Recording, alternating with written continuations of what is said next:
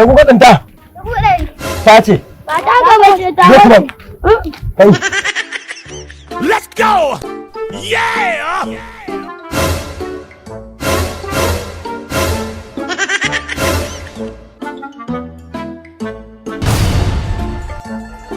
ashe yana su zama barayi daga yin yawan bacci su kwayan kuɗi layi tallahi ba zan yadda ba gaskiya bai dace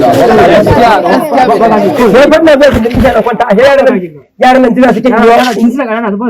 jira suke in yawa kwanta kawai sai ɗebe ni ana maka bari min ba ko ba zai ba ko ka fito da yaran nan ko kuma wallahi tallahi kare kofar nan gani in fito da yaro Yeah! What? Hey! salamu alaikum ai wallahi ba fito da yaran nan ku sai na ragargaje kofar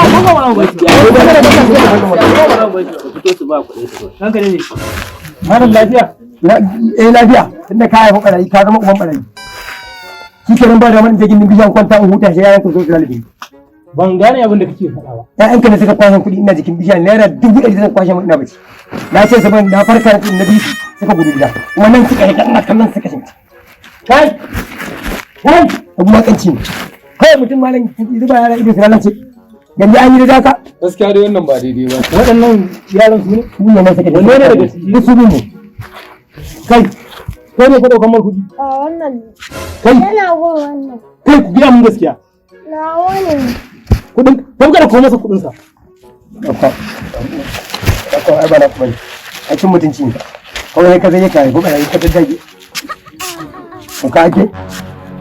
wannan shine nan kuɗi na shine babu kawai yan san zuciya yanzu ba mun je bayan yake nan ni na tayi a banza jama'a na gode kuma da girman Allah an so kuke kuma san zuciya ku ya bayyana dai ku fi ni kuma ai ma kuke kuma bi ku ba fi ni wannan ba kuɗi da Allah ku ya kuri ma ne bai san wani ba gwana a ba Allah ai ba haka kawai ku ba ku aikin Allah ba